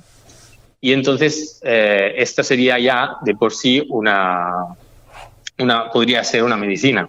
Claro. Y de hecho, este método se está usando para tratar, se ha probado por primera vez una droga, una medicina, en inglés se dice drugs, sí, para el tratamiento de la distrofia muscular. Y que es un problema neurológico. Entonces, lo que hacen es, ahí también es el problema del el causante, el gen causante de la enfermedad es un gen que es el empalme, no es el correcto, entonces corrigen el empalme mediante la creación de una molécula de ARN, que es mucho más sencilla que la creación de una molécula que se engancha a una proteína. Sí, lo que me ha gustado mucho, Miquel, cuando has dicho que el ARN es una molécula muy bonita. Sí. Vamos a explicarlo. Bueno, porque llevo 4 años mirando ARN, entonces o uno se enamora o lo odia. Bien, en todo caso ya es importante significar que a nivel de posibilidades, a nivel de expectativas terapéuticas, ya tenemos indicios de que todo este proceso puede culminar precisamente en un momento determinado a una serie de terapias que aborden el cáncer, ¿verdad? Sí. Sí. Yo creo que sí, que tienen muchas posibilidades. Ahora mismo, hoy por hoy, el defecto que tiene este método de, digamos, atacar el cáncer desde el punto de vista del ARN, que no desde el punto de vista de proteínas, es que estas moléculas de ARN de por sí generan un poco generan toxicidad. Claro. Entonces, ahora el trabajo está ahí. Tienes la diana, tienes la flecha, pero tienes que tunear un poco la flecha para que no haya tantos efectos secundarios. Pero hay mucha esperanza porque se puede jugar mucho a nivel químico, con modificaciones. Y, por ejemplo, un claro ejemplo de esto es la vacuna del COVID, que es una vacuna de ARN. Pero si nos la hubieran dado con ARN puro, digamos, sin modificaciones químicas, hubiera sido hubiera despertado nuestro sistema inmune muchísimo, entonces hubiera sido tanto que hubiera sido peligroso. Entonces, digamos que estos mismos avances que se están haciendo a nivel de vacunas de ARN para cosas que parecen desconectadas del cáncer no lo son para nada. Claro. Y sí, yo creo que se podrían, yo y muchos más, creo que se podrían, se aprovecharán. O sea, ¿no? Sí. Seguro. Sí, Miquel, durante este proceso en el que todavía estáis, entiendo, antes te referías a él, habéis creado un algoritmo llamado Spotter, ¿verdad? Sí. ¿Qué función cumple este algoritmo? Es el algoritmo que hemos utilizado para identificar, para integrar estos miles de datos que son públicos. Sí. Y es básicamente el método estadístico que he creado para encontrar cuáles son los empalmes importantes. Ajá. Sí, leo aquí que este modelo que habéis utilizado examina grandes cantidades de datos genéticos para detectar qué exones eligen las células cancerosas durante el empalme al que nos referimos para ayudar al crecimiento. ¿Tendrías que explicarnos qué es o qué son los exones? Sí, muy bien, es otro término más. Entonces, los genes humanos, nuestros genes, a pesar de que nos los imaginamos como unidades aisladas, ¿no? Únicas, en realidad yo me lo imagino, y el esquema general que se usa es como un Lego, están fragmentados. Sí. Entonces, porque es un poco una economía del espacio que tiene la célula, porque un gen se va a traducir en una proteína. Pero la idea es que el gen está fragmentado en unas unidades que se llaman exones y unas unidades que se llaman intrones. Ajá. Una vez pasamos al ARN, los intrones se quitan y los exones se empalman, de ahí viene el empalme. Ajá. Entonces nos tenemos que imaginar como unas piezas de Lego que las ponemos unas al lado de las otras. Pero aquí está el truco de la biología, que es que no se empalman siempre la misma combinación de exones, sino que se empalman distintas combinaciones de exones, dependiendo de las circunstancias. Y entonces, por ejemplo, en una persona sana, el mismo gen está empalmado de forma muy diferente en el cerebro que en un músculo, por ejemplo. Y esto no pasa con todos, está regulado. Entonces, lo interesante aquí es que no es un gen una proteína, sino que es un gen muchas variaciones, muchas versiones de la misma proteína, entre comillas. Ajá. Entonces, claro, este mecanismo existe de serie, digamos, y lo que hace el cáncer es aprovecharse a su favor. Uh-huh. Sí, y entonces, con Spotter, el truco ha sido intentar usar estadística y muchos datos para encontrar cuáles de estos exones son los que el cáncer podría estar usando de manera preferencial. Correcto. Estamos siguiendo paso a paso las explicaciones de Miquel. Antes de concluir, ya te avanzo que tendremos que escucharnos la entrevista un par o tres de veces para asimilar toda esta información, ¿eh? Porque bajo nuestro punto de vista, claro, son conceptos que se nos escapan un poco, pero entiendo que el mundo de la investigación pues trabaja en esta línea. Hay otro tema importante, Miquel, que me gustaría comentar, de qué manera este estudio va a suponer o ha supuesto ya, digamos, un paso más para la llamada oncología de precisión. Sí, en este caso lo que hemos querido en esta parte del estudio, que hicimos discutimos la posibilidad, porque nuestro algoritmo en teoría, es decir, yo intenté crear el algoritmo más sencillo posible para integrar estos datos, para de alguna forma demostrar que a pesar de usar un algoritmo muy sencillo, nada de inteligencia artificial ni modelos complejos, ya podemos obtener muchísima información y muy valiosa. Entonces, la idea era ver cómo de bien podemos, ya que hemos encontrado cuáles son los puntos, los exones importantes en las células cancerosas, cuando me llega una muestra, la pregunta fue, ¿podemos hacer un ranking por importancia usando también Spotter? Sí. Y entonces lo que vimos es que a pesar de ser un modelo muy, muy sencillo, podíamos hacer un ranking de forma bastante acurada. Ajá. Y entonces lo que sugiere, digamos, el mensaje que quiero dar no es de ya está solucionado, sino es de mira, aquí hay algo que tiene mucho potencial si asociamos estos tipos de datos, y seguramente una asociación un poquito más compleja dará lugar a mucha más precisión. Entonces, por eso pensamos que es un paso en esa dirección. Pero sí, yo creo lo que vemos es que tiene bastante, nuestras predicciones funcionan bien. Sí. Una cuestión más, ya que hemos hablado de este paso al frente en cuanto a la oncología de precisión. Creo que durante el estudio también el equipo de investigación intentó de utilizar este algoritmo Spotter para llegar no sé si ahora o en su momento, para llegar a predecir la posible respuesta del cáncer a un fármaco determinado. ¿En qué nivel estamos?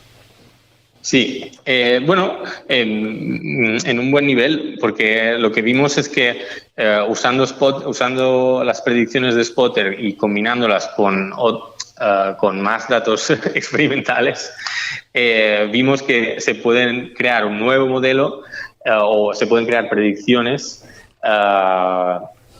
que permiten de alguna forma distinguir cuáles son los pacientes con más potencial para responder.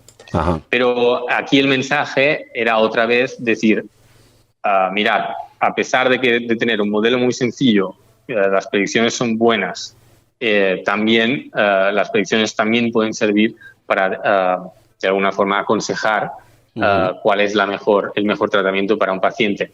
Y el mensaje creo que el que quiero más interesante es que a pesar de no mirar a las mutaciones, que en teoría es lo que en general se considera lo más predictivo de cómo va a responder un paciente, mirando el empalme, nos da suficiente información también como para hacer una buena predicción. Entonces, imagínate si entendiéramos bien, si miráramos a ambos, por ejemplo, es decir, cabe la posibilidad de a lo mejor de crear un test diagnóstico un poco más sencillo o de que, por ejemplo, no sé, se me está ocurriendo, un paciente tiene una cierta mutación y luego de acuerdo, lo clasificamos como le vamos a dar esto. Y después vamos a mirar el empalme y con esa segunda diagnóstico pues decidimos exactamente, tiene esta mutación, pero el cáncer se parece más a este de esta forma que de la otra. Entonces,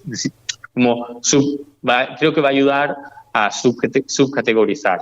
O más que nada el mensaje es tened en cuenta el empalme, que también tiene mucha información útil. Sí, para despedirnos y bajo vuestro criterio, bajo el criterio en este caso de nuestro invitado, de Miquel Anglada Girotto, la última pregunta sería, a modo de resumen incluso, ¿qué dificultades, qué limitaciones más importantes hemos de superar para que estos hallazgos puedan en la práctica llegar a traducirse en aplicaciones clínicas? Y con esto concluimos. Pregunta bastante complicada. Yo diría, por ejemplo, yo diría, bueno, seguramente mucha gente estará de acuerdo, aumentar la inversión en investigación. Claro, esto es evidente. Esto es evidente. Más inversión, más concretamente, más inversión en investigación, porque precisamente a este nivel no vamos ni mucho menos a la cabeza en Europa. ¿Qué más? Sí. Y claro, es que el cáncer es tan complejo. Yo creo que se va por buen camino. Honestamente, a lo mejor soy muy optimista porque llevo relativamente pocos años, pero yo creo que es decir, obviamente se podría avanzar más rápido, pero creo que se va por buen camino.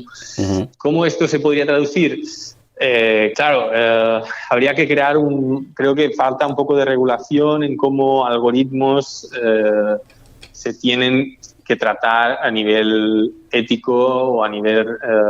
es decir, para crear un nuevo tratamiento tenemos que hacer un experimento, tenemos que probarlo, o sea, tenemos que hacer una prueba estando de acuerdo con la agencia del medicamento. Sí. Y entonces, desde los últimos, digamos, de los 70, sí, el marco regulatorio para nuevas moléculas está bastante claro.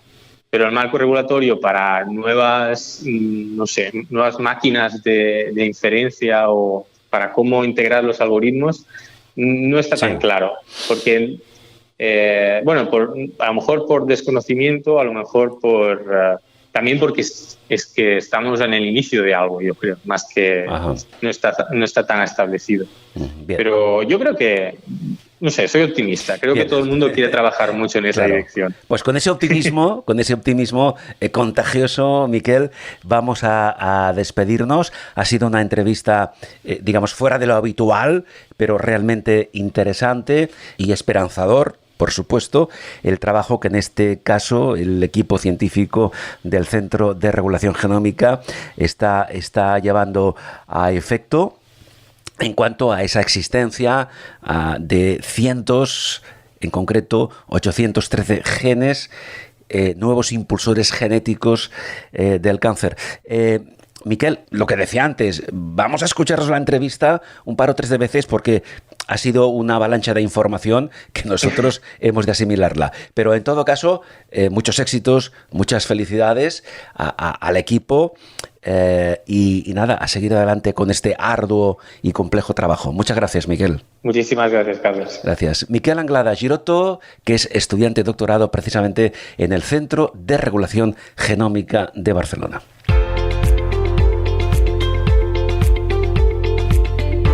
La salud es lo más importante y nosotros comunicamos salud. Entrevistas de valor para mejorar nuestra calidad de vida. Conexión Salud con Carles Aguilar.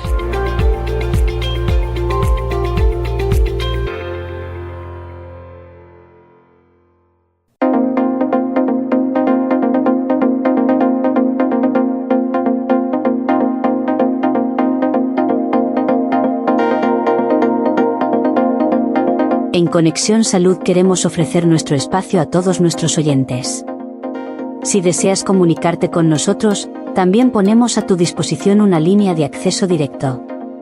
Este es el número de WhatsApp para contactar con nosotros. 650 85 17 69. Puedes trasladarnos tus preguntas, dudas, consultas o sugerencias sobre nuestros contenidos. Queremos que seas parte activa de nuestro programa.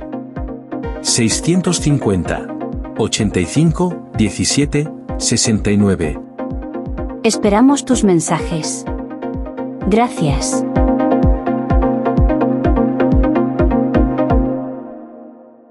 Continuamos en Conexión Salud. Precisamente hoy vamos a abordar dos conceptos que son muy amplios, pero que vamos a desarrollar precisamente en relación, por ejemplo, a algo que puede, en principio al menos, puede sorprender un poco. Es decir, por una parte, la salud física, por la otra parte, la salud emocional. Todo ello, juntamente al retraso del envejecimiento, curiosamente, están impulsando un nuevo mercado laboral. Es decir, se está produciendo un incremento de oportunidades profesionales en España. Los nuevos modelos de alimentación, modelos en principio pues más naturales, más sanos, los suplementos nutricionales y otros bienes de más consumo ofrecen un alto potencial para perfiles que van, ahora lo explicaremos, desde el marketing, la investigación, hasta incluso los servicios de atención al cliente. Vamos a desarrollar este tema con Laura Urue, que es responsable de consumo de Catenon. Hola Laura, encantado. Muchas gracias, encantada, Carlas. Bueno, puede sorprender un poco, ¿verdad?, el titular, de qué manera, ahora concretaremos más detalles, pero la salud, tanto física como emocional, y el retraso del envejecimiento, esto como, a grandes rasgos, porque ahora entramos más a fondo, ¿cómo afecta esto al mercado laboral? Sí, la verdad es que nos hemos dado cuenta que hay una evidencia, ¿no?, que es el envejecimiento de la población, y esto unido a esta necesidad de la persona por tener una mejor salud, tanto física como emocional, pues está haciendo un cambio en el mercado laboral, ¿no? Está habiendo un incremento de oportunidades profesionales sin precedentes actualmente, ¿no?, en nuestro país. Uh-huh. Muy bien, vamos a comentar algunas de esas tendencias que yo apuntaba hace un momento. Por ejemplo, tendencias emergentes de bienes de consumo. Aquí podemos hablar de la alimentación orgánica y alimentación de proximidad. ¿Cómo traducimos esto?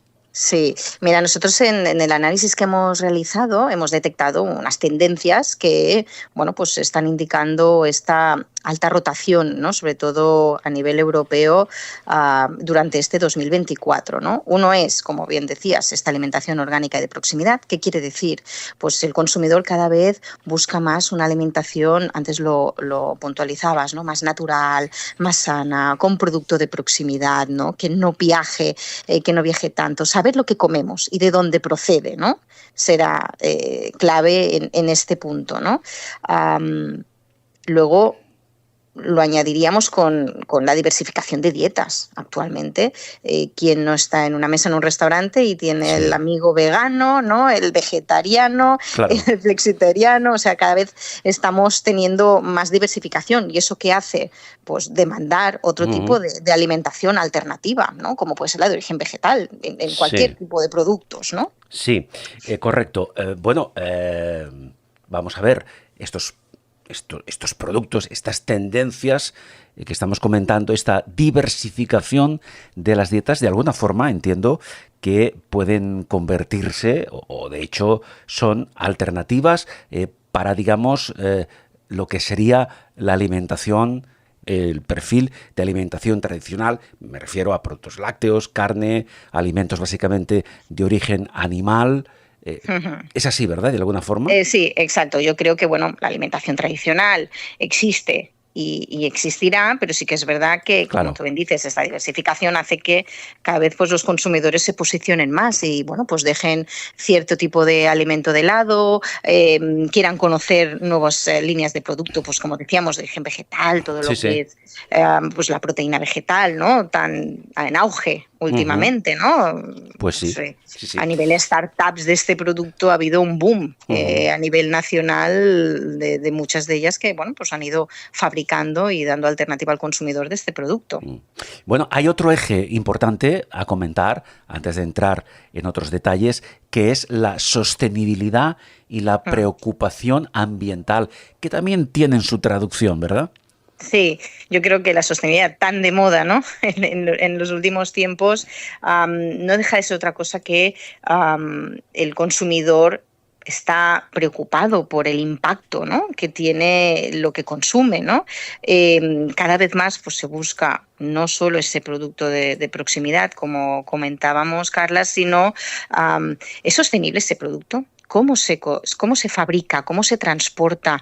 ¿Cómo se envasa? Incluso tema de envases reciclables, que tenga ingredientes naturales, etiquetas de comercio justo, bueno, packaging ecológico, ¿no? Certificaciones de sostenibilidad. Todo esto las empresas han tenido que bueno, pues ponerse las pilas y ponerse al día en toda esta materia, porque no solo es el consumidor, sino bueno, pues el mercado el que está solicitando todo esto, ¿no? En los productos.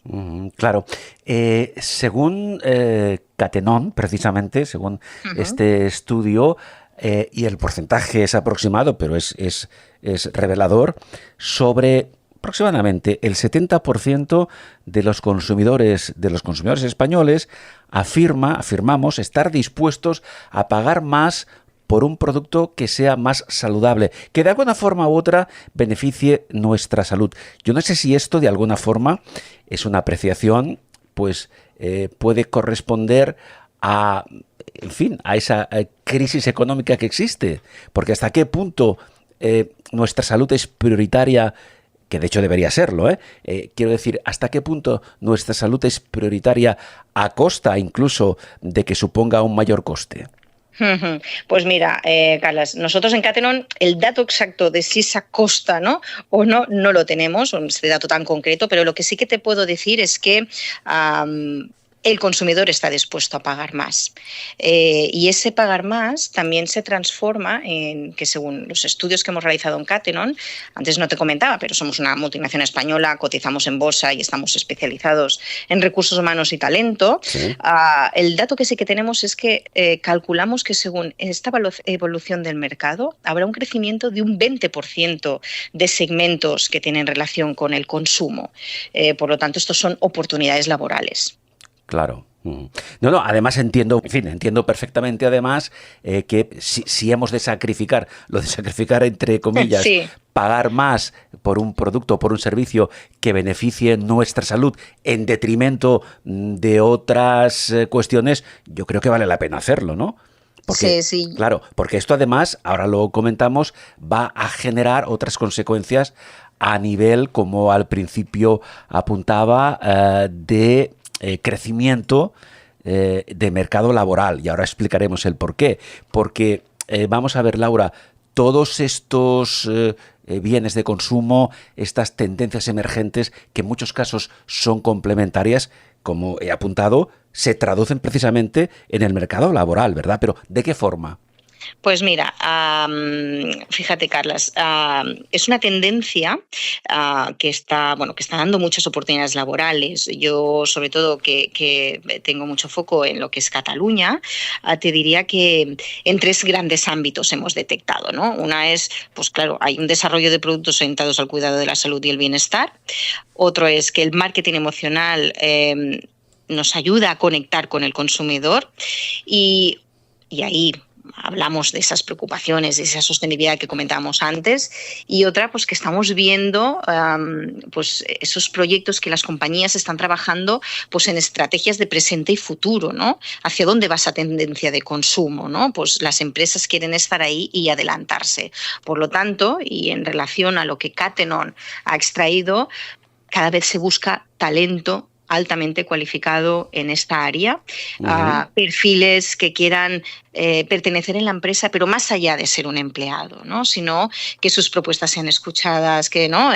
Participar de la estrategia es algo que yo creo que aportan una visión del empleado, ¿no? En la compañía muy interesante. Sí, al principio, Laura, me refería a los conceptos de salud física, salud emocional. Esto creo que, en fin, es entendible, creo que es comprensible para todos.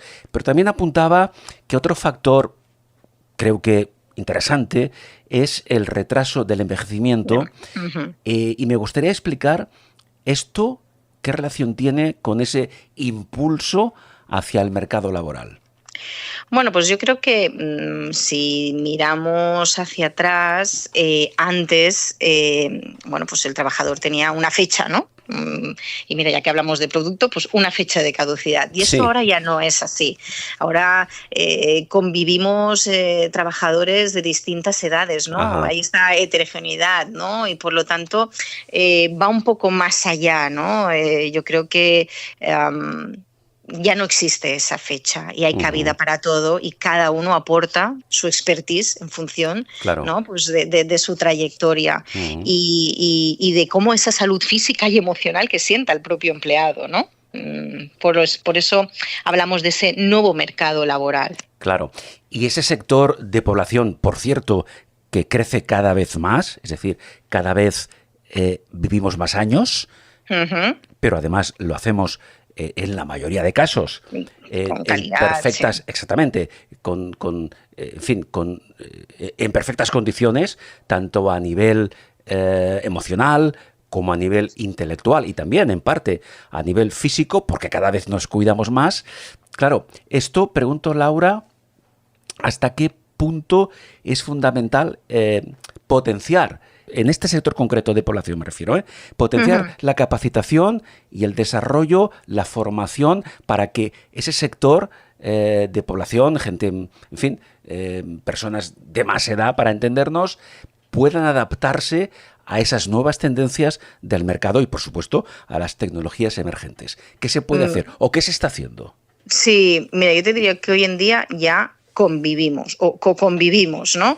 Yo creo que hay un compromiso de los empleados que es la clave para que cualquier estrategia sea exitosa, ¿no? Que haya ese compromiso, que exista ese compromiso por parte de los empleados. Por lo tanto, tienes trabajadores más motivados, más comprometidos, son más productivos, como antes mencionábamos, se sienten parte de esa decisión estratégica, ¿no? Y sobre todo, como bien apuntabas, desde Cattenom algo clave que vemos es que la formación continua debe existir, vamos, como primera premisa, ¿no? Es eso que hará que nos adaptemos a esas nuevas tendencias de mercado, ¿no? Y todas las tecnologías emergentes. Y aquí, pues desde un perfil más junior a un perfil más senior tiene cabida. Sí. Yo creo que hay lugar para ambos y que ambos se nutren de conocimiento mutuo en distintos estados profesionales. Pero estamos viendo que, bueno, esto es competitividad y eficiencia en un mercado dinámico como el que ahora estamos viviendo. Claro, en este estudio, por cierto, también, y creo que sería a modo de pincelada interesante comentar algunos de ellos, habéis especificado algunos perfiles a nivel laboral, a nivel profesional, que son o que serán los más demandados del sector de bienes de consumo masivo. Hay algunos de ellos que son ya conocidos, por ejemplo, el marketing manager. Sí. ¿Qué es un marketing manager? Vamos a explicarlo. Mira, el marketing manager es el responsable de desarrollar y ejecutar todas las estrategias de marketing, campañas publicitarias, promociones, vamos, el que si la empresa tiene fabricación local es el que desarrolla el nuevo producto que lanzamos. Entonces, posiciones de marketing, como puede ser el marketing manager o el product manager que está a su cargo, ¿no? Y lleva un poco más el día a día del producto, son posiciones que, vamos, con estas nuevas tendencias han de existir nuevos productos y, por lo tanto, tienen que estar al orden del día. Posiciones de ventas, ¿no? Como los key accounts, ¿no? Los que llevan esas grandes cuentas, los grandes supermercados que conocemos. Después, posiciones, sobre todo, de investigación, de desarrollo, ingenieros de desarrollo de nuevo producto, ¿no? Que trabajan también ese diseño de productos. Atención al cliente. Cada vez más, ir a un supermercado es una experiencia para el consumidor, ¿no? Y cómo se le trate marcará la diferencia de que ese consumidor vuelva a ese punto de venta o no. Por lo tanto, cómo es la experiencia del cliente, cómo se le atiende telefónicamente. Todo este tipo de posiciones empiezan a coger otra dimensión, por no hablar de posiciones, pues bueno, ya más de fábrica, como es la logística, ¿no? La planificación de materia prima para realizar el producto, cómo se va a hacer el proceso de cadena de suministro, ¿no? Cómo se va a repartir ese producto en los distintos puntos de venta. Y creo que así he hecho esa pincelada más o menos de las posiciones, Carlas. Sí, pero esos perfiles profesionales, algunos de los cuales hemos comentado ahora, Laura, entiendo, deduzco o me atrevo a suponer que están abiertos también a ese perfil de edad senior y, por supuesto, incluso personas entre comillas, que ya en teoría, no en la práctica, han superado de forma tradicional esa fecha de caducidad a la que tú te referías. Sí, pues la verdad es que sí, y nosotros tenemos clientes y evidentemente, bueno, me atrevería a decir es ilegal, ¿no? Hablar de edad en cuanto a requisito, ¿no? Del perfil. Claro, evidentemente.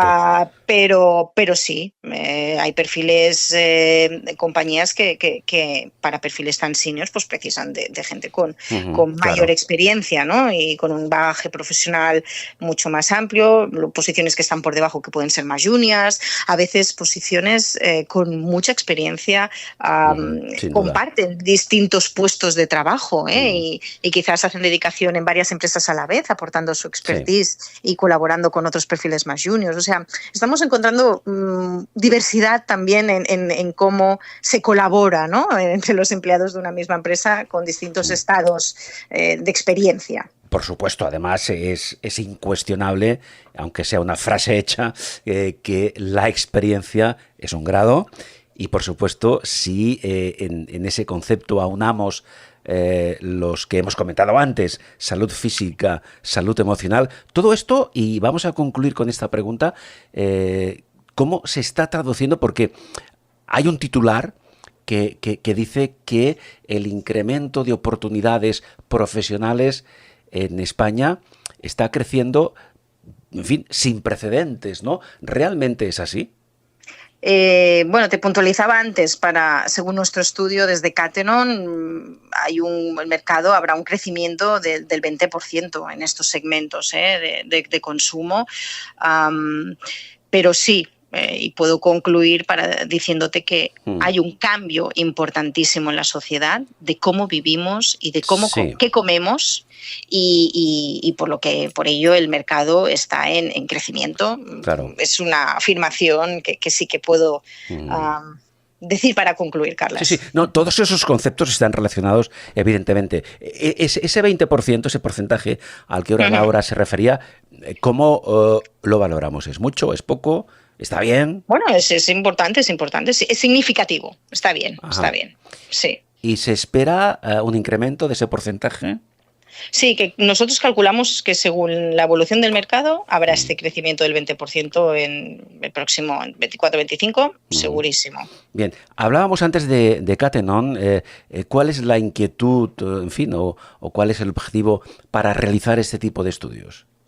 Bueno, como cualquier compañía centrada en recursos humanos y en el talento, queremos ser expertos, ¿no?, en las áreas pues que exploramos, que trabajamos, que tocamos, ¿no? Y desde mi humilde experiencia en consumo, pues no me queda otra que estar al día, ¿no?, de qué posiciones están demandando, qué está sucediendo en el mercado, qué pasa con el consumidor, que es el paso previo a que luego existan esas posiciones demandadas para poder dar exitosamente pues soluciones a los clientes, ¿no?, que empiezan a tener esas necesidades. Bien.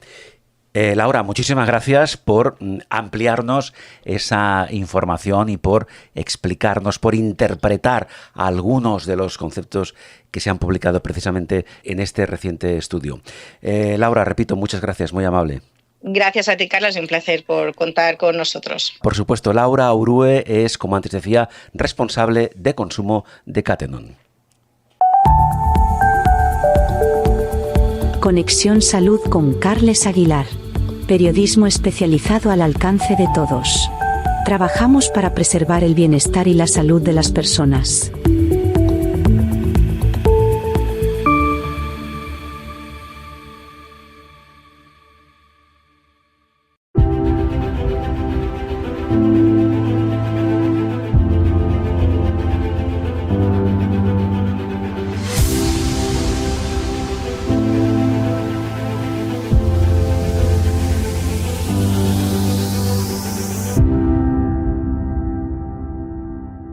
En ciertos momentos, perdemos el rumbo de nuestros pensamientos.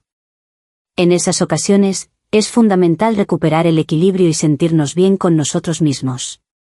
Es cuando necesitamos una dosis extra de inspiración. Se trata de encontrar nuevos estímulos que nos motiven a cuidarnos y a convertirnos en nuestra mejor versión.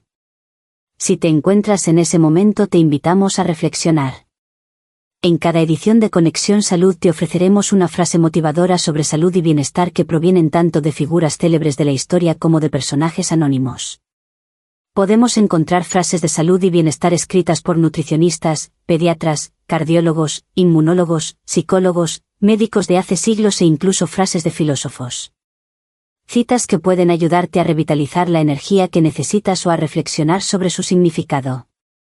Esta es la frase de hoy.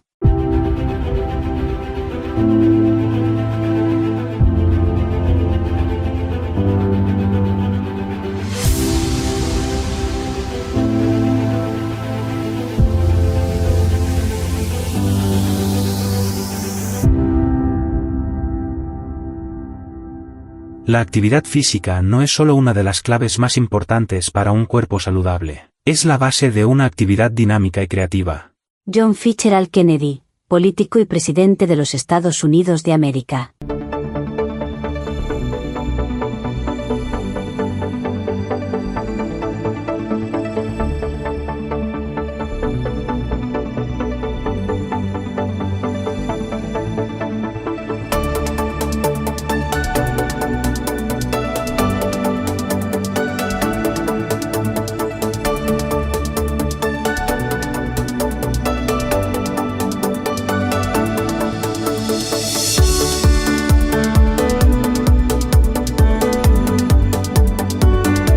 Finalizamos esta edición en Conexión Salud con Carles Aguilar.